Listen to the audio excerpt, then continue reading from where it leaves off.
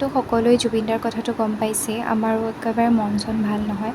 সেয়েহে ভাবিলোঁ এনেকৈ মন মাৰি বহি থাকিলেও দৈনন্দিন কামবিলাকো নহ'ব যিহেতু, সেইকাৰণে ভাবিলোঁ অকণমান মনটো শান্ত কৰিবলৈ গুৰুদ্বাৰলৈকে যাওঁ। আমাৰ ওচৰতে গুৰুদ্বাৰ এটা আছে, তো দুইজনী গ'লোঁ। প্ৰথমবাৰ গৈছোঁ, অৱশ্যে বৰ বিশেষ নীতি নিয়ম নাজানো, সেয়েহে তাতে গৈ পেলাই ধুনীয়াকৈ দাদা এজনক সুধি ল'লোঁ কেনেকৈ কি কৰিব লাগে। তেওঁ আমাক বুজাই দিলে আৰু ধুনীয়াকৈ পাঠ শুনি আছোঁ।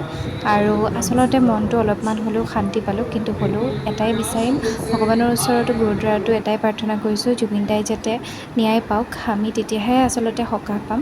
আৰু এয়া তাতে মৰম লগা টিকলি দুজনী দেখিলোঁ, ইয়াত পাঞ্জাবী আছিলে, বৰ বেছি মৰম লগা কথা কয়, সেইকাৰণে দুইজনীকে কেপচাৰ কৰি ৰাখিলোঁ। দুইজনী ছিষ্টাৰ্ছ আছিলে হ'বলা। আৰু এয়া শেষৰখিনি সময়ত আচলতে এনেকৈ দবাও কোবাই মাজে মাজে।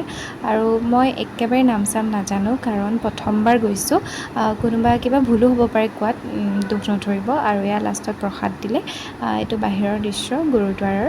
আৰু তাৰপাছত আমি তাৰপৰা উভতি আহিলোঁ, যিহেতু দেৰিও হ'ল অকণমান।